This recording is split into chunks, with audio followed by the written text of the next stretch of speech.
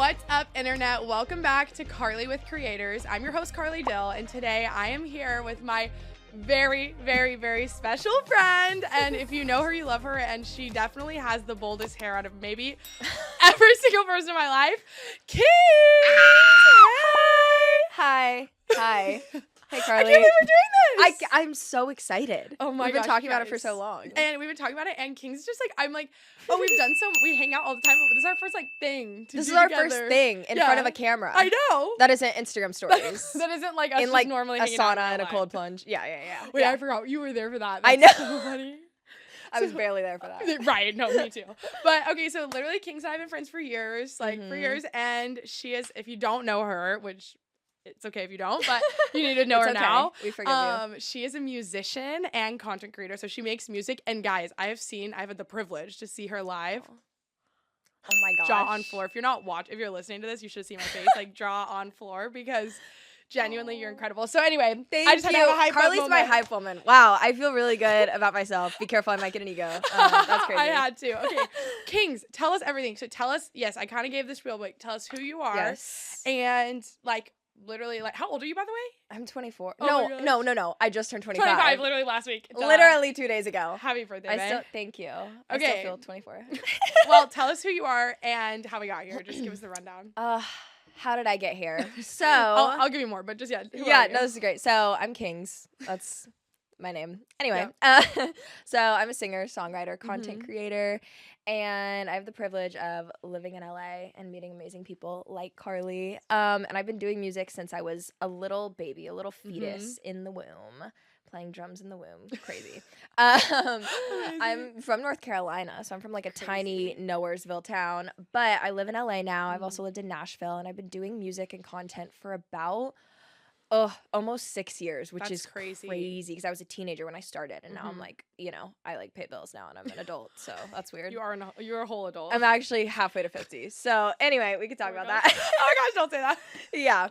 But I like make noise and do things and write things, and that's it. Okay, that's amazing. Okay, so as you know, we are in LA. She does live in LA. We met in LA. But you're from North Carolina, so you were born and raised. When were you like, did you always know, like, I'm going to make music full time? Or, like, what was your plan? Did you have a backup? Like, what was that like? So, okay, we're going to go way back. When I was like 4 or 5, I was obsessed with Ice Princess. And I was like, I'm going to be a figure skater. I'm going to be a competitive figure skater. That lasted a year. Like Barbie Swan Lake. Like. Yeah. No, 100%. And then I realized I live in the South where there's not ice skating rinks open all year. And I was like, that's crazy. And then when I was about 6 years old, I started watching Hannah Montana. Oh, She's coming back. Did. She's coming back. I know. Okay, sorry. We have to go. McCall Mirabella needs to take us. No, we're doing that. Going. No, we're going. Okay. McCall? Yeah. Anyway. Me, you, McCall. We're going. Yeah. Okay, oh my God. perfect. It's going to be a full circle moment. No, I literally started watching the show and I was like, I'm obsessed and I love to sing. I always make noise and I'm always annoying people. That's awesome. Also, all my family is pretty musical. Like my grandma was a music teacher for 40 years. And it's like a law in her mind that we like take piano for 5 years. So I started taking piano when I was about 8 and I was just obsessed with it. And then my dad is also a phenomenal singer musician. He's really humble. You would never know. And so him and then one of my sisters, both my sisters sing, but one of them is a little bit more singing heavy and then the other one is more like dancer vibes.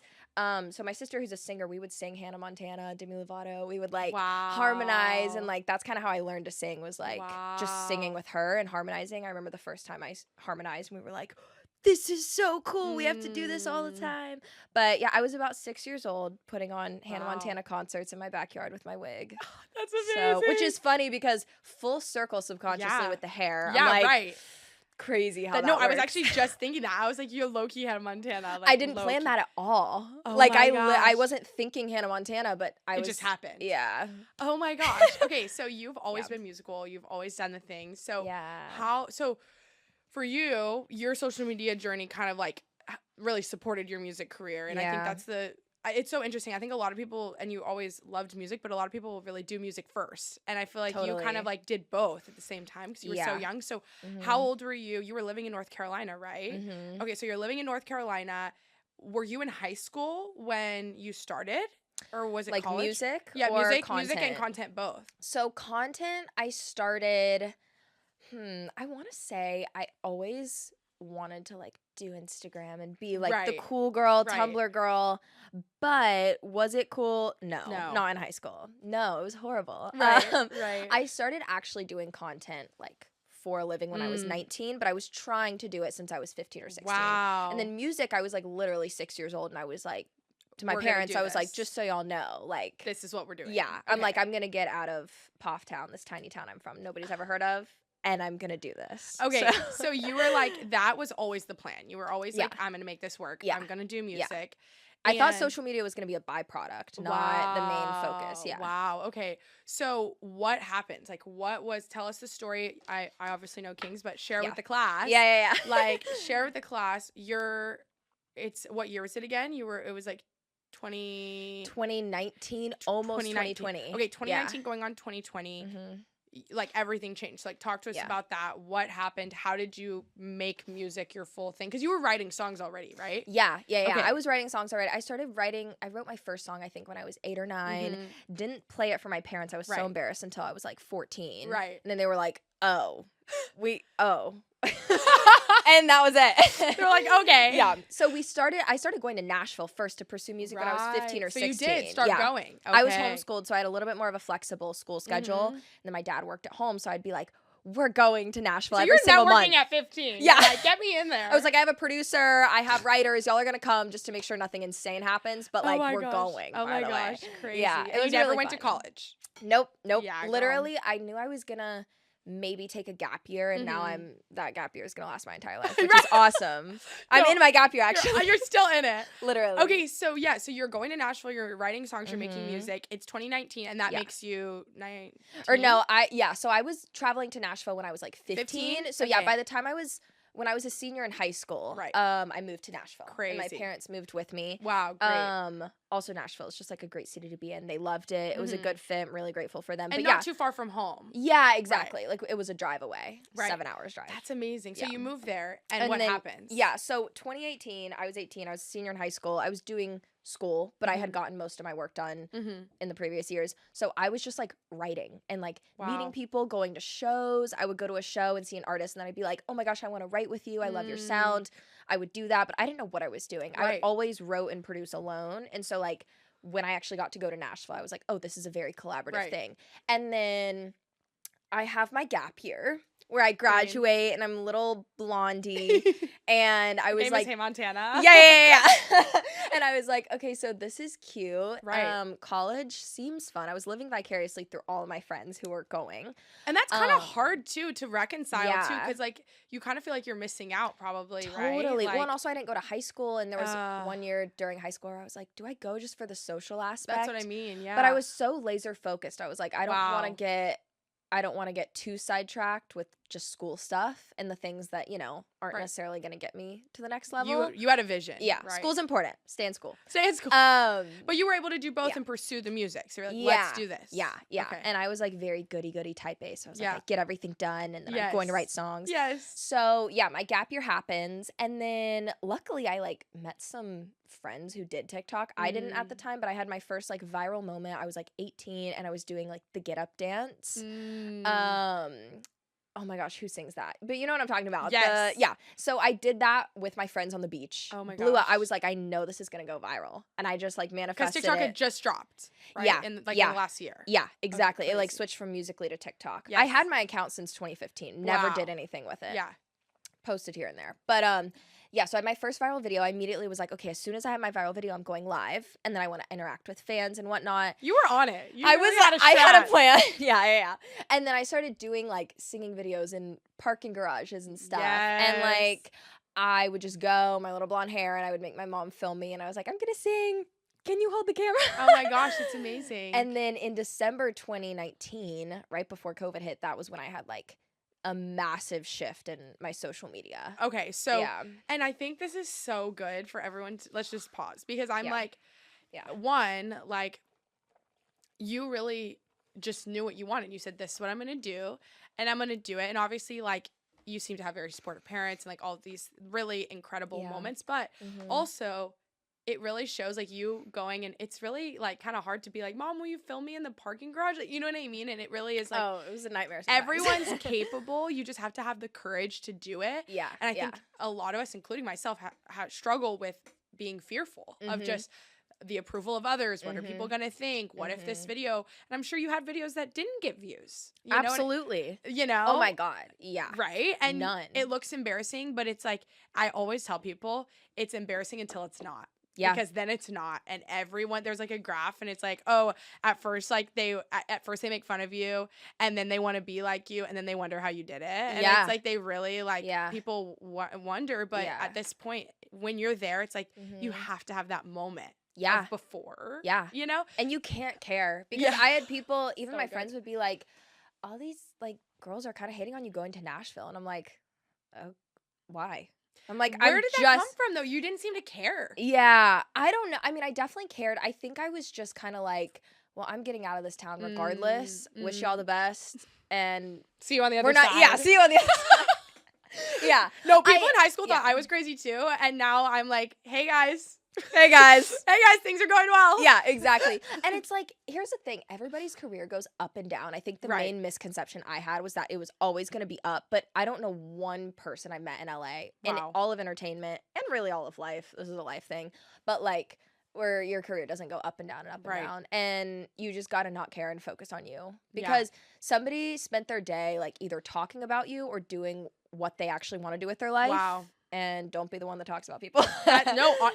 You're either a consumer or a creator. And I really believe that. And I think it's so good. So that's amazing. So you're like, I'm moving to Nashville. I'm doing this thing. And you seem to like, I mean, even just at 19 or however, 18, 19, however old you were, to go in and say, I'm going to make videos and then I'm going to go live and have strategy. I also want to call out that I think people think like people just go viral on accident. Like, and of course there's like hawk to a girl and you're like, okay, that just happened. Like that was not planned. That just did. Totally. Okay? And you can tell, too. And you can tell. And that's why it did. Right. Probably. You know? But most people that I've had on the show so far and will have had a plan to some extent or had some version of like strategy. And I think people are like, well, no, you just go viral and then it's like, no. Yeah. You actually, people like have put in years before their moment. So how long had you been making content before you really had a moment? And then I want to talk about that moment. Oh my gosh. At least 2 years. Right. I was making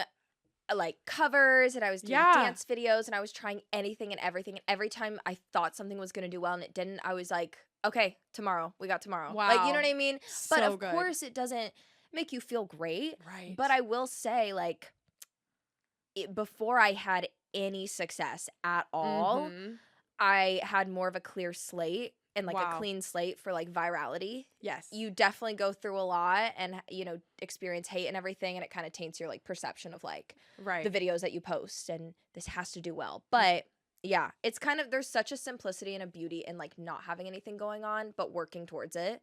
And that's, I don't know. That's why I really respect people who are just like going after their dreams no matter the success or the numbers. So that's amazing. Yeah, success.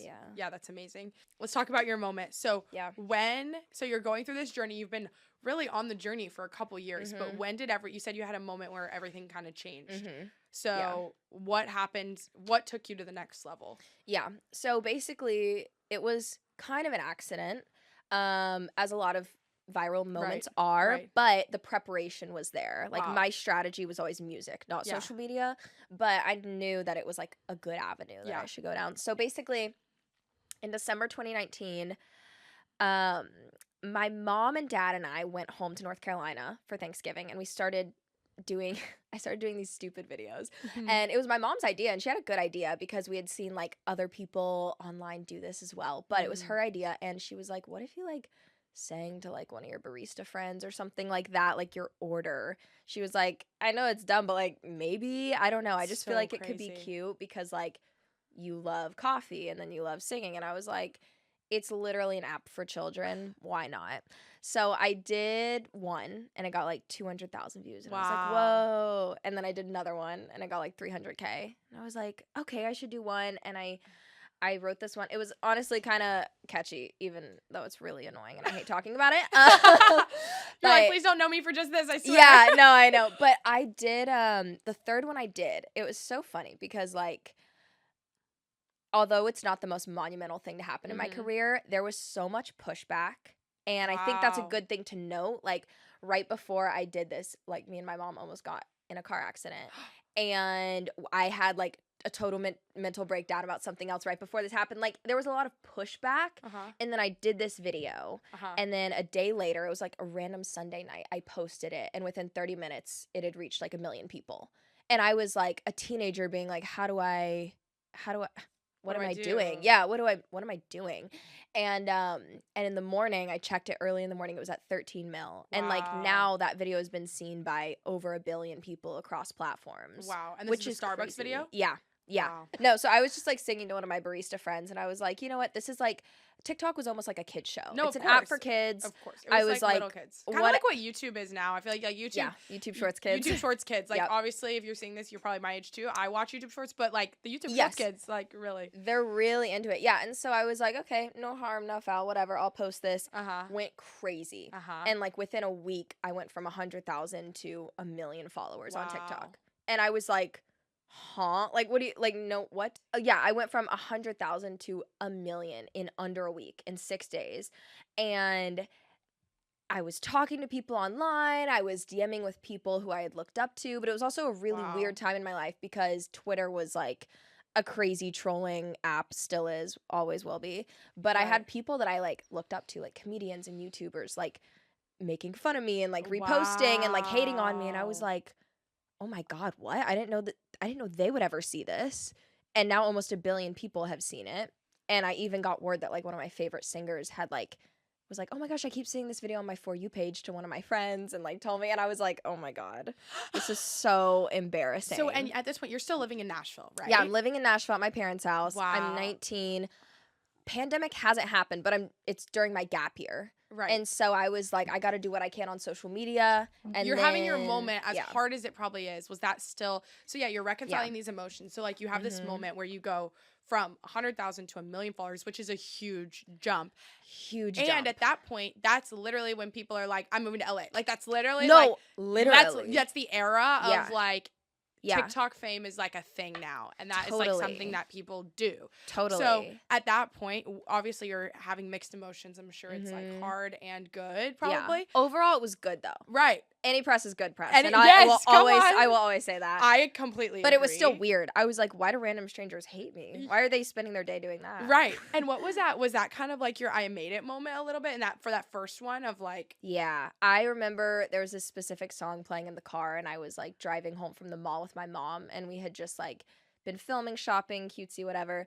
And she like looks at me, and we're like both crying, and she like has tears in her eyes, and she was like, it's all happening. Everything you worked for since you were 6 years old for the past 13 years, it's all happening right now. You have as many eyes on you, like, as, you know, everybody in LA. Like, there's so many people watching right now. This is such an amazing moment. She was just so proud of me. And we were, like, getting off the exit to go to our house in Tennessee. And she just, like, looked back at me and, like, said that. And I was like, yeah. I was like, this wasn't an overnight thing. I've been trying to do music and trying to have people see what I've been doing forever.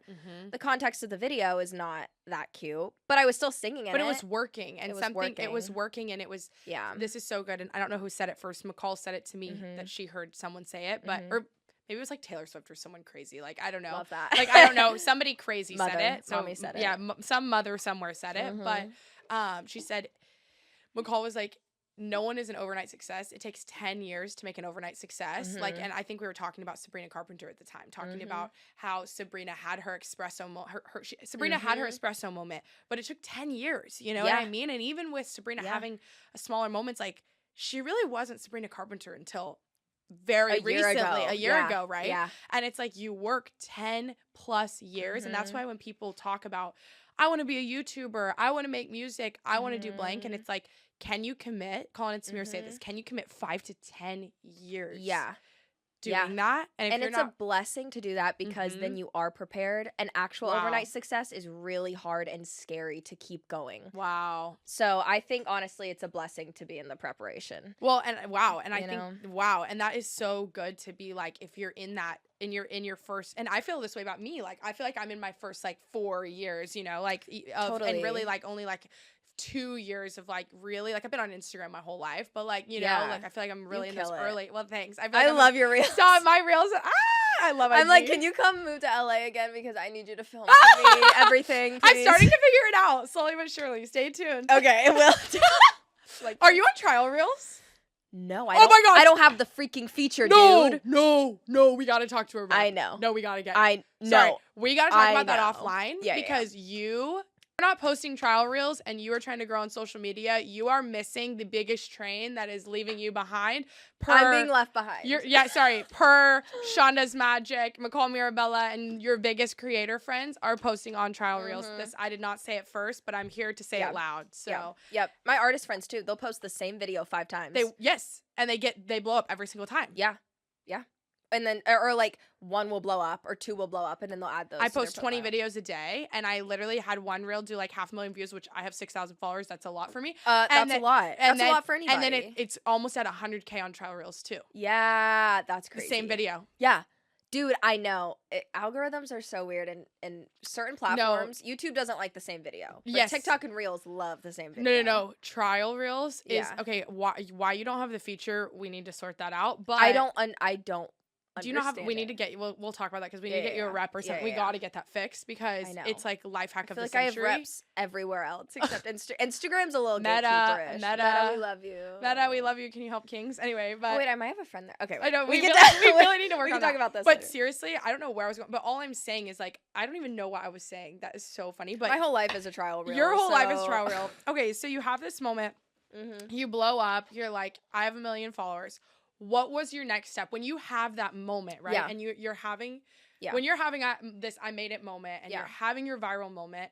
And I know it sounds crazy to say, but it's like actually crazy how many of our friends have had one of those. You know what I'm saying? All eyes on them. All eyes on them. Like, and even recently, like Brendan blowing up on, from TikTok, on TikTok for Married in a Year in the Suburbs. It's like, there's so many times where our friends have like had this moment. And I think more people, if you keep going, you're gonna have a moment. Yeah. You don't know if it'll be now or in 10 years or in 50 years. Yeah. But if you keep going, like you will have a moment. And how do we make the moments last? Yeah, like so how do you prepare for that moment when it happens? I don't know if I fully did because I was so focused on music. So I was like, whatever it is, I know this is an app for children. So I was kind of treating it like a kid's show a little bit because that's what every single person was doing at the time. Right. It was like hair flips and skits, but like not funny skits, like kid skits, So at the time I was like, okay, I wasn't a creator yet. I didn't know what to create. So I was like, I'm just going to either have to repeat this or do what I see people doing. But no one on the platform is doing anything with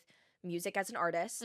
Nobody was doing songwriting like they are now. Of course there was like some bigger people on Musical.ly and who are, but it was so new. Yeah, it was so new. Nobody was doing that. So I was like, oh, I can't. And everybody, we'll talk about this. Everybody, older person in the industry will be like, you got to save your songs. You can't tease your songs. You have to keep them to yourself until you have a release plan and everything. Which is the opposite of now. Yes. And I wish I would have not listened to certain people in my life who said that because I would have been teasing that and been more in the artist lane quicker. But it's okay because people knew within 6 months.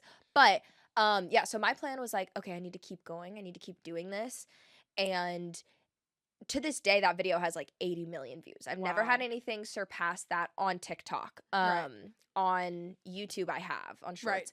But my plan was just like, okay, I need to repeat. I need to do this. But unfortunately, I felt like every time I filmed anything at this time with the platform and what it was, I was kind of a character. I was not being yourself. Yeah. Totally. There was like this facade that I was putting on because of the content of the entire app, which everybody was. So I can't blame myself for that. Right. But I was like, okay, I need to start singing in more drive-thrus and I need to do this because I don't know what to create. And it was getting views probably. Yeah. So you're like, okay, this is what I'm as well do. Repeat it. Yeah. And I was like, I have tons of friends who like are either a barista and are like, come by and sing for me. You know, like it's chill.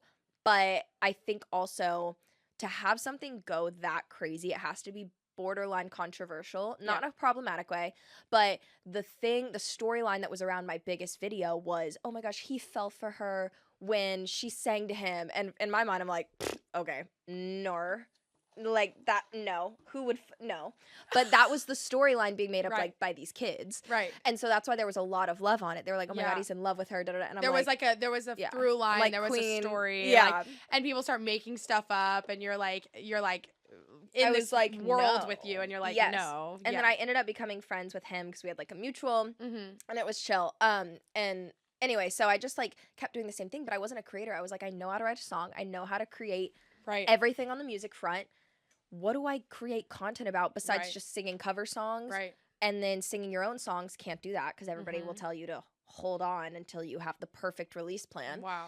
And Starbucks videos and like singing in drive-thrus. So that wasn't a thing yet. That wasn't something it wasn't a thing yet. Yeah. And so I started planning my first LA trip with my mom and her best friend, which was so fun. Aww.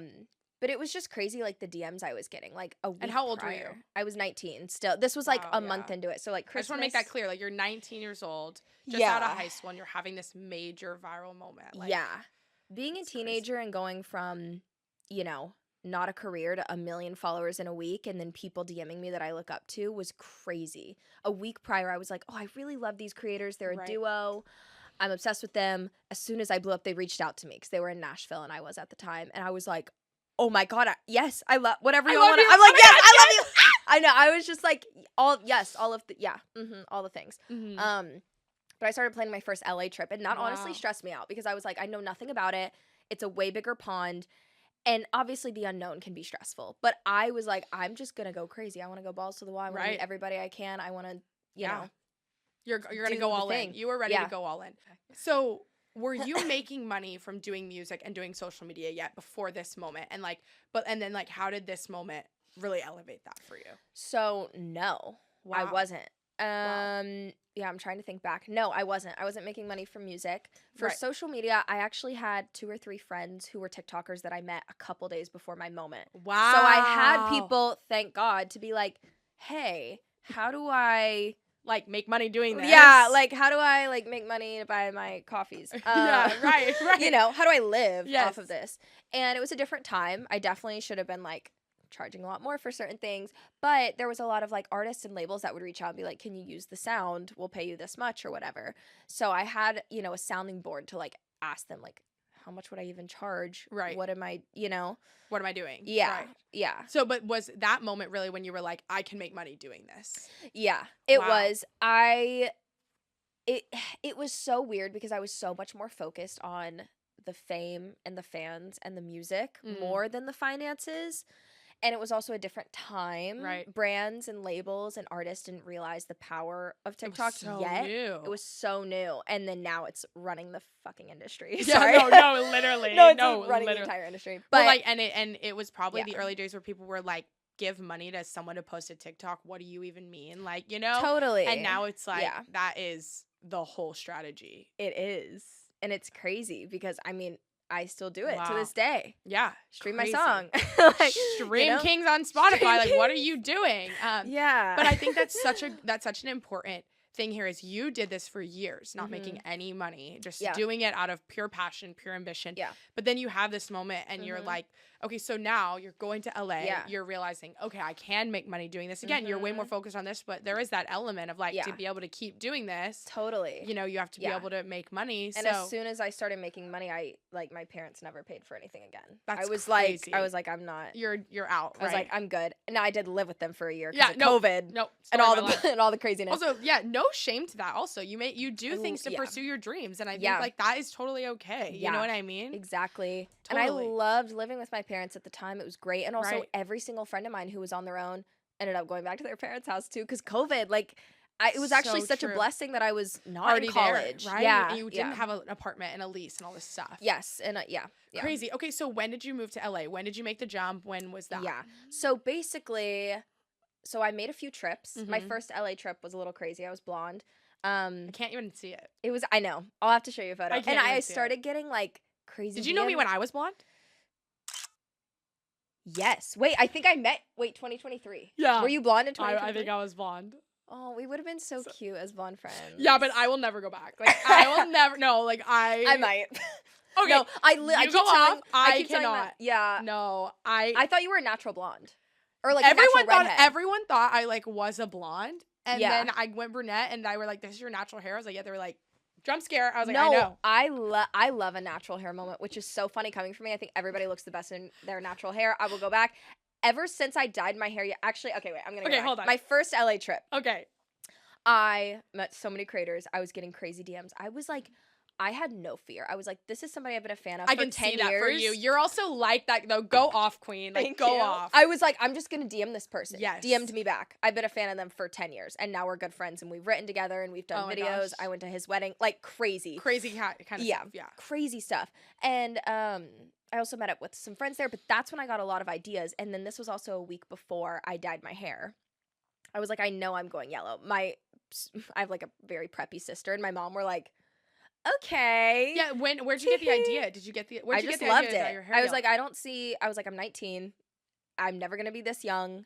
Yellow was also the color of my like childhood bedroom walls. Wow. So I was always obsessed with it. And I was like, when else am I gonna do this? It's fun, it's cool. And then I kind of freaked out the night before and I was like, okay, wait, maybe I just do the ends of my hair. And then my hairstylist was like, I got you, don't worry. And for 5 years, almost 6 years, I've had yellow hair. Oh my! And did that really shape you? Like, did that help you? How did that change everything? I think it did. I mean, I definitely posted a lot of transitions. Like, people knew it was happening. It wasn't out of nowhere. I was like, guys, get ready. I'm going to the salon. Yeah. That sound that's like, to the salon. Yes. No, literally. And my hairstylist in Nashville, she is my ride or die. I'm obsessed with her. She's also a good family friend. But she was like, I know exactly what to do. And she nailed it. But that was like a big brand shift. And I knew that going into it. I was like, I'm not just doing this for fun. I also know that like this is something, a part of my personality that I can, stand out with as well. Why not lean into it? It's not just for like marketing. Like I enjoy it. I like the fun color. You like how it feels. Yeah. But if there's anything like, if you are a up and coming creator, artist watching this, like if there's anything unique about you, just lean into that. Yes. You'll find so much magic there. That's good. And 6 years later, I still have yellow hair and I enjoy it. So wow. It might be a little bit more dead, but No, right. But that's amazing. Yeah. Okay, so you had been traveling to LA, and then when were you like, I'm gonna move, or was that a while after the moment? It was kind of a while after. So I was taking, because the pandemic. Yeah, the pandemic happened. Didn't go back for a long time. I went back and then I started talking to my first record label. Wow. And I was like, whoa, that's crazy. Like, record labels are reaching out. I'm talking to a few. We negotiated for, 4 months. And then I finally signed my deal in November of 2020. That's crazy. And I came here and my parents met with the label and everything. I still had no manager, though, keep in mind, because I just didn't find the right fit. But also, and explain that just for people who don't understand, including people like me, the record label versus the manager. Like, what? Yeah, it was weird because the manager is basically your middleman. He's the person who should be, she or he or they, whoever, should be fighting for the artist to make the most money. Managers usually make 15 to 20%, depending on if they're freelance or with a company. But they are the ones who are really passionate. They're in the thick of it, in all the conversations with whoever you work with, labels included, which I didn't have that. So it was me and my dad talking to the label. And then, they just like help niche down your vision. They're also the ones who should be also networking, so that they have a bigger network for their artists and just friendships. I feel like networking is such an annoying word, especially here. Totally. And it's having networking is such an annoying word. It's also like, but I think it really does become more collaborative, and it's really just people who are able to connect you with the right people. I'm like, I just want homies, right? I really only work with people that I really fuck with, so I'm very grateful for that. But so anyway, I didn't have a manager, signed my first record deal in November 2020. It was so funny because I had the record deal. I just hit 4 million on TikTok. It was crazy within a year. I remember prior to like any success with the drive-through videos, I was like, I want to hit 500K by my birthday. Yeah. And I was at 3.5 million. And I was like, God, this is so good. Crazy. Yeah, you're like, I was like, wow, this is insane. But it was one of the worst times for me personally because I was going through like a really horrible boy situation. And I was like not taking care of myself. And I was like, sometimes it happens that way where you have the best times in your career and then your worst times personally. Wow. I remember Ariana Grande talking about this during one of her speeches. I think it was like her Woman of the Year speech. And I was like, ugh, why does that happen? Right. Because you want to be so in the moment and enjoy it, but it's like sometimes life happens. Can't help it. Yeah, right? There's no amount of success that can fix your personal life. Yeah. We'll just put that out there. That's good. That's really good. Wow. I know firsthand. Right. And signing a record deal like that was probably crazy. It was crazy. And it was so life-changing. And I was like, oh, I freaking made it. Let's freaking go. Yeah, right. And then I started like January 2021. I had like so many sessions, got snowed in Nashville. I was just writing. And then as soon as February hit, 2 weeks I was here, 2 weeks in Nashville, 2 weeks there for like 6 months. Mm-hmm. It was exhausting, but it was a lot of content. That's when I met like Sean and McCall. Really? Or I met Sean prior. I met Oh my gosh, Sean when shout I was out blonde. Sean is magic. We yes, love you. I met him when I was blonde and Wow. 19 years old. Crazy. Wow. But anyway, I yeah, so that took a while, and then finally I was like, I want to look for apartments. I didn't really tell my parents because they were like, I'm the baby, and they were like, she's not going to college, but she's kind of figuring out her thing, but she's really succeeding right now, but also what's going on? Yeah. But I was at an age where I'm like, I'm almost 21. I need to go be an adult and pay my own bills and take out my own trash. Right. No, all the things. No, real. I'm like, I need to. Yeah.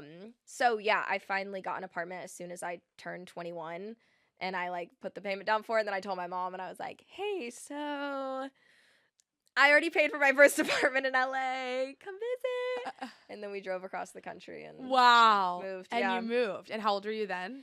21? I just turned 21, yeah. Yeah, crazy. Okay. Insane. So that was like 4 years ago. So you were like, you've had your viral moment. You have the following now. You've signed your record deal.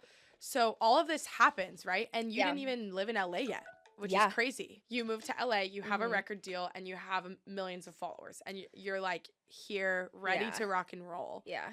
What was that like? What was your next step? You're like, I'm in LA. And then now, like, let's really talk about the music, right? So were you releasing singles? Were you releasing albums? Like, what was your strategy for what do we do now? You know? Yeah. So I was releasing singles prior to moving to LA with the record label. We were about 2 in, and 1 I... And no manager still, right? Yeah, no manager. Okay. No manager. I had a social media manager for a second, and he was horrible. So, but he didn't touch any of the music stuff. Anyway, so I was a couple singles deep in with the label, and then my song Thank Me Later had some crazy viral moments. Like I think 50 million on Reels, 50 million on TikTok, on YouTube, nothing yet, but then years later it blew up as well.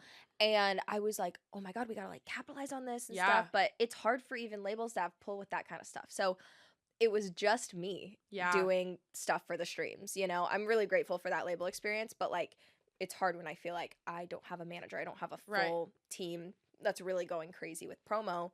It's just my TikToks. Right. And so I was like writing that out. Excuse me, so much coffee all at once.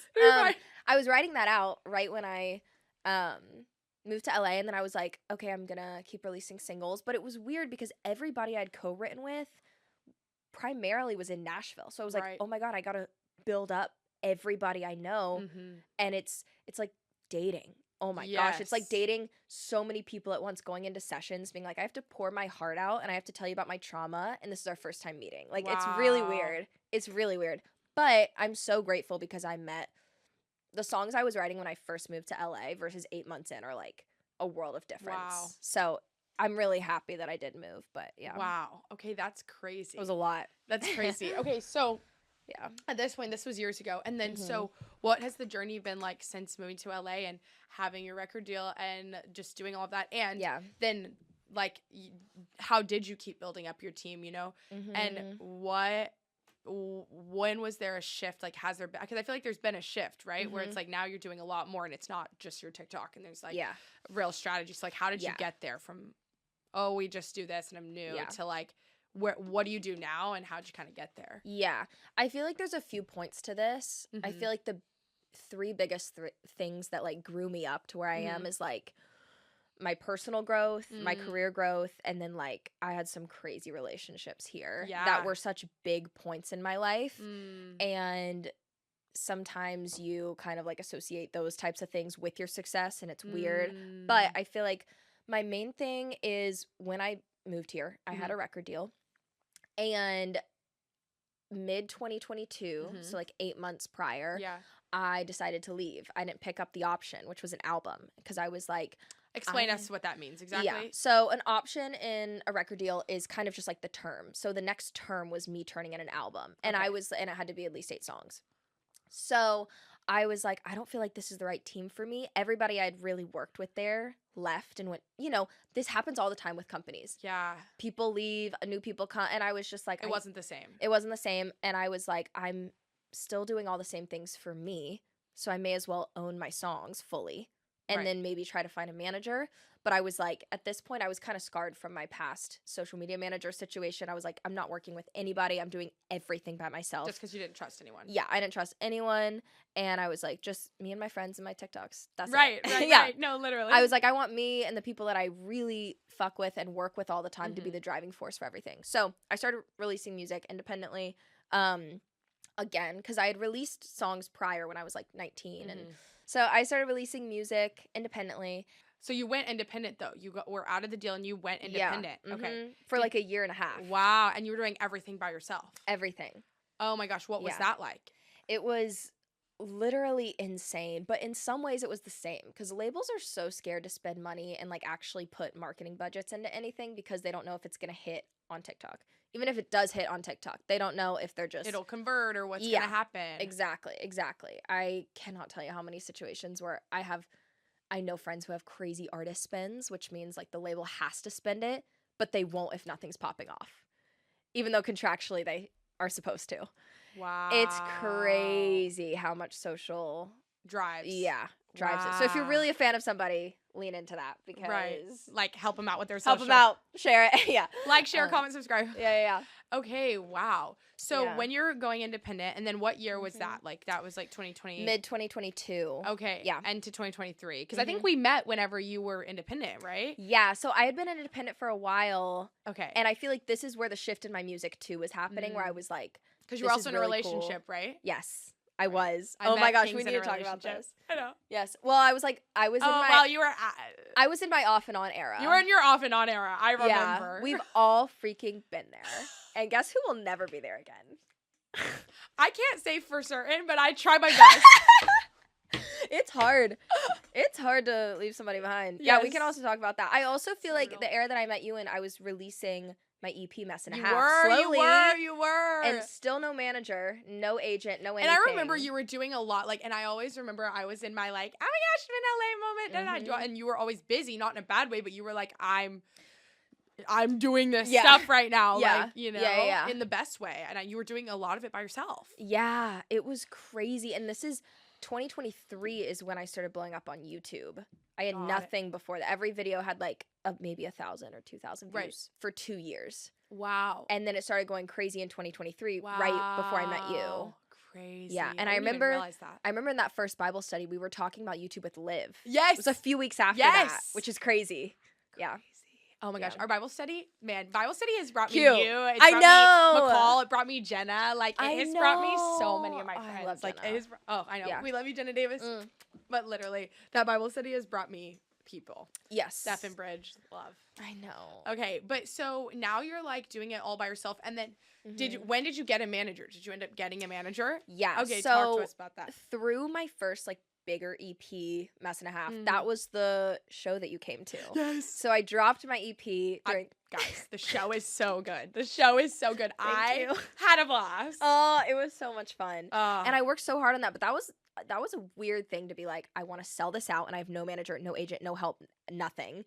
But I had my parents, so they were there, and then I had like a few people who were like your mom's the sweetest. Your dad, I'm just great, but I do love your mom so much. Oh my god, she loves you. Oh, stop. Literally, I wish she was here. Love you, mom. Love you, Mama King. My mom's upstairs. I do love her. Love you too, mom. Oh my god, wait, I need to meet your mom. You haven't met her? No. Oh, she's sitting upstairs. Oh my god. Sorry, we'll have to meet her after That's this. crazy. That's crazy. So I'm so excited. Anyway, no, yeah, So Mess and a Half happens. Yes. And you're doing it by yourself. Yes. Okay. And I was like, okay, EP early this year, album in a few months. I was going crazy, and I'm like, okay, girl, chill out, have a plan. I got a manager September of last year, so it's been almost a year, and I've known him since before I moved here. Wow. So he's one of my close friends. I met him through the label. One of the really good things through my old record deal. Yeah. Oh wow. Okay. And so, yeah, and then like so you're doing everything independent, and then did you end up re-signing? Like what ended up happening? So yeah, I left my record label, and then I was like, I need help. I am drowning. There's so much going on, and it's hard because like I know we were touching on finances. It's hard when you have so much going on, but you don't have the finances fully of like a label or a team to like outsource everything and hire everyone. It's a really weird juxtaposition of like, I'm working 24 hours a day, but why am I not making enough money to delegate everything? Right. You know what I mean? Right. Or even like, have a label, or you know what I mean? Right. It's hard. You don't have the resources that people at a label have. Totally. Naturally. Right. Exactly. That was the thing where I was like, I don't want to be signed right now, but that would be helpful. But my friend Russell, I was like, I've been hanging out with him for 4 years. We have so many mutuals. He's amazing. And I ended up just like getting lunch with him, and I was like, hey, I know you mentioned working together in the past, but if you ever want to help work together again. And my 2 managers, Russell and Brandon, we've now been working together, like I said, almost a year. Wow. And they we just started working together immediately. It was amazing. Wow. They started help curating my creative direction team. Yeah. And helping me put this album together. They've helped me put this vision together in like a better way that I could even imagine. So yeah, having a good manager is like life-changing. Genuinely. Wow. Because you're also not just managing your music career, but it's also your social media career, right? Totally. Because there's like so many different facets of like music and social media. So, okay, so now let's get into today. Like, you've gone on this whole journey of like, and now it's been like years, like almost like, almost 6 years. 6 years, but even like a decade of making music and 6 years of like pursuing your artistry, pursuing content creation, seeing it all come to fruition and doing it full time. Yeah. It's also crazy. Like, it's just crazy to acknowledge that you've been able to do it full time. Insane. Like 15 years of writing songs and singing is like, what? Like, hello? But it's gone by so fast. Yeah, I love it, totally. So. That's amazing. And you love it. You really do. So now you're moving into this. And how many albums do you have now? Or EP? You have an EP, right? I have an EP out. Yeah, Spotify recognizes it as an album, though, because they just changed their policy right before I put it out. Really? It went from, like, timing to songs. So it's a number of songs instead of minutes. Wow. So it's technically an album. But it's really an EP. Yeah. Okay. It's really an album. I'm like, it's not my debut album. But you're getting ready to release an album. Like, and this is your first album, right? Mm-hmm. Oh my gosh, you're going to release your first album. How excited are you? I'm beyond excited because I made Mess and a Half while I was making this. But this is such a specific niche project that I wanted to take really good care of before I put it out. And I'm so excited about it. I love the title. I love the concept. It's really deep and it's really emotionally jarring, but I love it. Okay, and you have a single coming out, right? Yes. Okay, and so if you're watching this now, it's either out or coming out. Yes. Right? Yes. So you just released a single. Yes. About, okay, wait, let's stop for a second. You released a single about you living with your ex, which literally I met you when that was happening. And y'all broke up and you were still living together, right? Yeah. Talk to me about that. Okay. So spill the tea. Yeah. So I lived with my ex for 7 months after we broke up. When I tell people that, they're like, yeah, you lived with your ex-boyfriend. Like, yeah, we get it. When y'all were dating, no. We broke up a month into living together. It was crazy. Now, I will say one of our friends bought a house, and then our friend group basically moved into that house because it was made huge. Sense. It made sense. We broke up. There's all that coming. Everyone. Anyway. I did indeed, I fear. And then, yeah. And if you're in LA, you know housing is tricky. Totally. This was my main friend group. Leases are tricky. It sounded like a good idea. It sounded like a great idea. It was for the fucking plot. Yes. Only. We love that. Right. We were broken up for 7 months. And then like the 8th or 9th month, we were like, well, maybe. And then we were like, no. And then like a month later, well, maybe we just date again. And then we officially broke up like August of 2023, right before I was about to go out of town for a month. That was a good time to clear my head, but it was messy. It was messy living together because, like jealousy and weirdness and dynamics, it's all really confusing. And the friend group. And a part of me is like, was I just self-sabotaging to the max? Like, why did I keep myself here? Because you choose everything. I'm a big believer in like, you literally choose everything. And I chose to be there. For the music, it was great. I'm not gonna lie. But this song, I literally, this is so funny. I don't know if I should be talking about this, but the song's called Boy Next Door. And I wrote it with him in the next room. And the day after I like got it produced out and like finished writing it, I like took a shot and I played it for him. What do you think? I'm gonna be a little brutal here and be really honest. He liked it a lot. He was like, it was so funny because he was in headphones and I was just sitting there and I was like, what do I do with myself? How do I exist? Like, what do I do right now? Yeah. Like, what do I do with my But hands? I was like, the song's good. The song's eating. He's loving it, whatever. He liked it, but he was like also kind of criticizing it. Well, yeah. He was like, I feel like you need like more specific lyrics here and da-da-da-da. And I'm like, Says you. I was like, I think it's pretty specific, babe. Like, I was like, it's kind of hitting the nail on the head. No, but he liked it. He was in full support. And there was at one point where I was going to put like our voices in there. I didn't. He signed off on it. He was like, yeah. Even after we broke up and like hung out, he was like, yeah, like do it. But it just didn't fully fit. I don't want it to be about him. All my songs are about me. They're about nobody else. Come on. Give no one credit. But yeah, that was really like ballsy of me to just be like, hey, this is about you. I'm gonna watch you while you listen. That's crazy. But also good on you to let him listen to it instead of just like putting it out and being like, you know what I'm saying? It's not an angry song. It's not bad. It was just my experience. I can't wait to hear it. It's so specific. Oh my gosh. That's crazy. I probably wrote it within like a week of meeting That's you. crazy. I know. And that was a long time ago now too, which is also crazy that it hasn't seen the light of day. I know. Yet. So I was nervous to put it out. Oh my gosh. So. Okay, well this is your time. Yeah. So you have that song and then you have another single and then the album. And when is the album coming out? In October, right? 17th. Okay. I don't know what we can put in of this, but it depends on when this comes out. No, we can. We'll see. Depends on when it comes out. It depends on when it comes out, but you have an album coming out. Yes. And so just like, what has that journey been like? Like, how long does it take to take an album like start to finish, really? And are you still independent? Yeah. That's crazy. So you're independent though right now, which is amazing. Yeah. And I mean, being independent though is really cool for this like season you're in, I feel like, right? So it's you, and talk to me about your team right now. It's you and your managers. Is there anyone else, or kind of what does that look like? Yeah, so it's me and my managers. I also have the most amazing attorney. Oh, great. Shout out Rachel. She's a badass. She's my favorite. That's like, what I would be in another life as a lawyer. You and her are one and the same, actually. Okay, now that I'm realizing it. Hey, Rachel. So she's amazing. I love her so much. And then my team is also like my distributor, my distribution team. And then also like my creative direction team. So I have a creative director and she's amazing. So my creative director, I'm obsessed with her. And she, her and my producer, Megna, like my visual producer, they like outsourced everything. And we had a full set day to get every single cover art and the album cover art, and then also all the visuals. We did it all in one day, basically. Yeah. So that was crazy, and we did it. I saw the BTS. It looked so good. Thank you. Looks so good. Thank you. I'm really excited. Oh my gosh. Yeah. So that's like obviously more on like the visual social media side of things, but they still help and like give me feedback, and they've really helped my entire vision come to life and make sense. Like it's very Alice in Wonderland-esque, and I've wanted to do this literally since I was 14 in my music. And I've seen a lot of artists do the Alice in Wonderland thing, so I didn't want to do it the same way. I wanted it to be in my own way, and it really aligns with the concept of the album really well. So the singles will be a part of the album, right? Yes. Okay, so that's your first single, and then the second single is about, what's the concept about again? So this new single, You Are What You Eat, is about... That's crazy. Yeah, I know. My new single is called You Are What You Eat. It's about an eating disorder. Oh my gosh, that's crazy. had.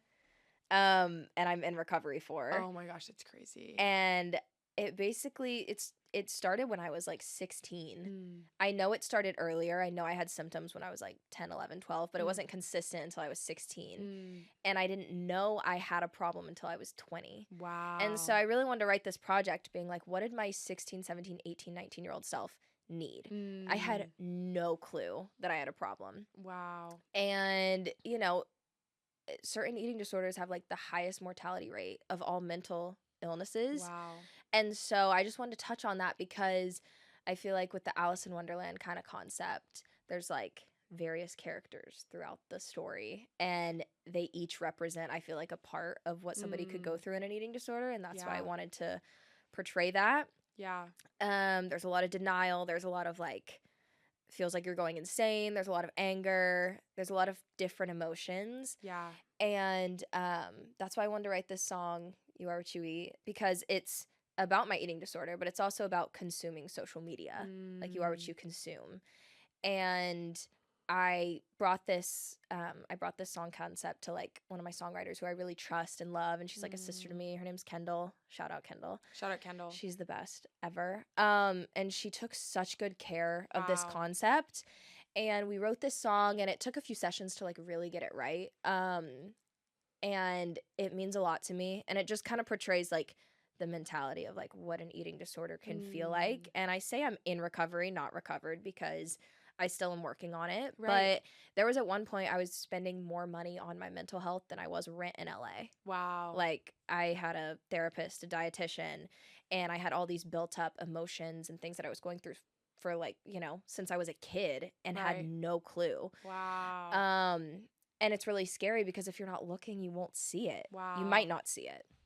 Wow, and that's so powerful too. And I think that I think it's a really taboo topic that like people don't really talk about much. Yeah. People talk a lot about mental health and all these things, but it's like eating is so real, especially in our like diet culture and in our just like day and age with everything and with plastic surgery culture, just all these different cultures of like body type and like also like, yeah, I mean like even me, like I've struggled with like, you know, just like body dysmorphia and different things, right? Of being like, whoa, this is so weird. And I think that having a song, like, it's going to probably resonate with so many girls. You know what I mean? And I'm really, I think it's really vulnerable of you. And you're someone who's really vulnerable with your music. And, like, why do you think you're able to be vulnerable in that way? I don't know. Delusion. I don't know. Even right now, I'm like, this is the first time I've been saying anything about this on camera. Right. I haven't done any content or whatever for this song because I really want to take care of that. Yeah. And I don't want to do it in a way that's like exploiting my story. I want to do it in a way that's like, if somebody doesn't know they're going through something or does, either way, like, maybe this will shed a light on it. That's what the entire album is about. That's why. But that's such a good point of being like, you might not even know you're dealing with something, or you might not be able to identify what it really is because it's so prevalent. I don't know one person who hasn't gone through some type of self-image struggle, and that is the beauty about being humans, and that's why it should be more talked about, because when you find relatability in people, it gives you a sense of security and like you can get through it. Yes. And like we're all feeling the same thing, so why are we insecure when people are looking at us if we all feel the exact same fucking way? Wow. But with eating disorders, it's so tricky. Mine was so covered up by everything else I was doing, but that's why I wanted to write this album. It's called Food for Thought. Love it. And I've had that title forever because the album can be exactly what you want it to be. It can be just like food for thought. You listen, whatever, not a second thought. But every single song in the album is like a double meaning for a relationship with a disorder or an addiction or a toxic relationship. And then I also put it in the sense of like, I wrote this about a romantic relationship, but if you listen with that eating disorder lens, you'll hear that too. And that's why I wanted to really take my time and take such good care of this project, because I wish I would have had it when I was younger to listen to. Wow. So. And those are the best kind. Yeah. I'm like shaking. I can't believe I'm talking about this on camera. I love you. I've never talked about this. Even when I talked to my managers, one time my manager was like trying to he was trying to describe what the album was about to his assistant. He was like, I was getting my makeup done for a shoot. And he was like, tell her. And I was like, I was like, so we could talk about this later. We could debrief in an email thread. And then he's like, tell her. And I'm like, okay, no, it's good to be uncomfortable. One takeaway, if you're a creator, be uncomfortable, because that's how you grow. Wow. That truly like pushing yourself. And I'm so proud of you. And I think that being vulnerable and like through your songs, it's so obvious that is your, you know, outlet, but also being able to talk about it is like also where there's going to be so much freedom, right? Yeah. Of being like, and also understanding that it's a journey too. And like healing is not linear, right? Oh and my like, gosh. you know, and there are ups and downs in relationships, in, you know, addiction, in eating disorder, in mental health. Like healing is not linear. And that is something that I have really taken to heart. And I think that like so many, not just girls, but I think especially women will resonate with and really identify with. And I think it'll be such a healing thing for you. And I mean, just the accountability too. Yeah. For even me, I'm like, wow. I'm like, I don't want this thing to have a hold on my life anymore. Wow. But I also can create art that maybe will help somebody else who's feeling the exact same thing. 1000%. And then it also helps me because I'm like, you're like, I wrote about this. Like, I need to be real about it. Yeah. I'm like, I can't let this have such a hold on my life. And yeah, it's really tricky. It's also something that's very glamorized. So I also just want to like debunk that. Like, it's not cute. It's not cool. It's okay to go through stuff, but it's not something we should glamorize. And it's not, nobody talks about like the not pretty parts of eating disorders. So that's why I wanted to touch on this with the album. Wow. Yeah. I mean, I think it's so good. I think it's so good, and I'm so excited for you. You've heard most of it. I'll have to send you the rest. I know. I know. I'm just like so excited to like, but I think listening to an album start to finish, there's just like nothing like that moment. Yeah.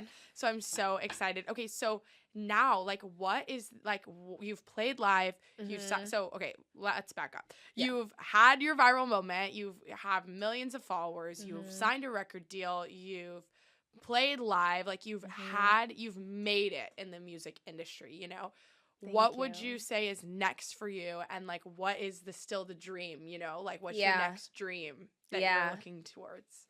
Wow, I've never talked about my actual dreams on camera. Oh, this is crazy.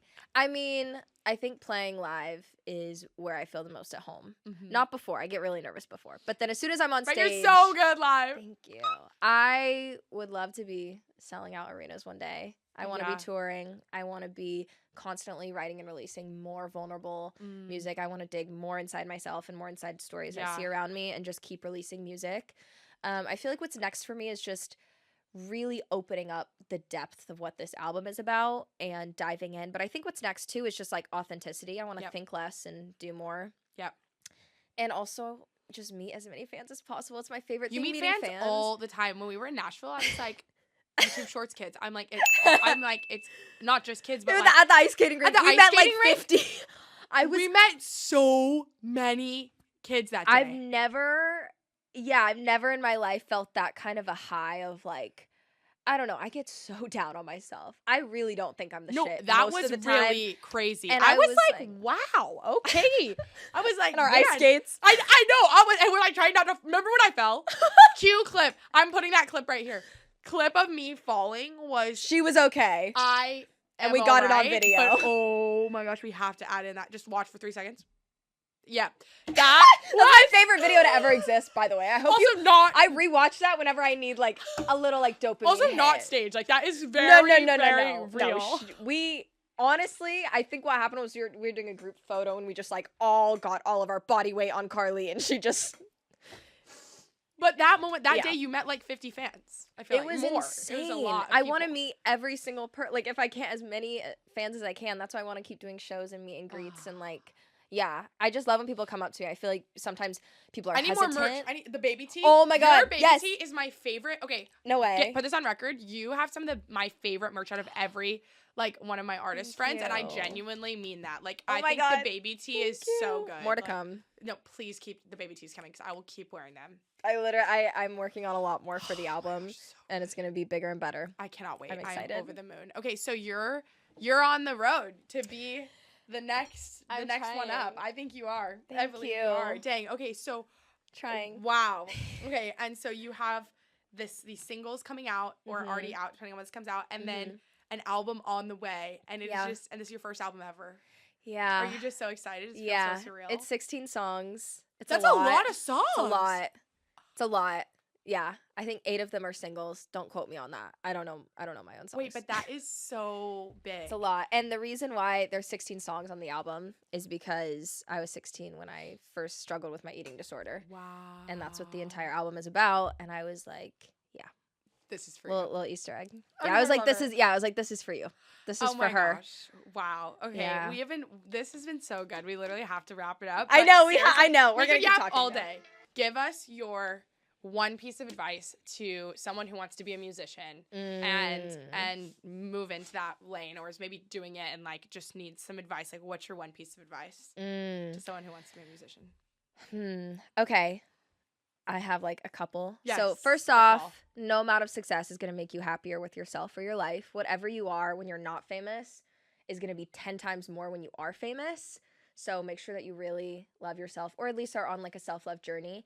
And also gratefulness is key. If you focus on the stuff that you don't have, whatever you focus on multiplies. So if you focus on the stuff you do have, especially before you have your moment, which you know you're going to have your moment, focus on what you do have. Focus on your talent, your gifts. Don't compare yourself. Oh my God. If I can emphasize anything enough from being in LA, do not look to the left or right, because nobody's path is the same.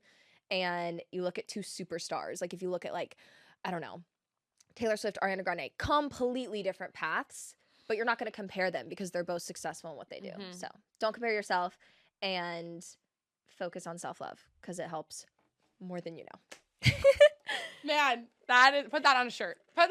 I'm still working on it. Put that on a shirt, aren't we all? Yeah. Wow. Well, this has been amazing. And I think to anyone who wants to be a musician or an artist, I think they can take your journey, and really it's just keep going and start. Keep going. I tell everyone, I'm like, get your 10,000 hours in. Like, you know, it's like you just have to start and just keep going.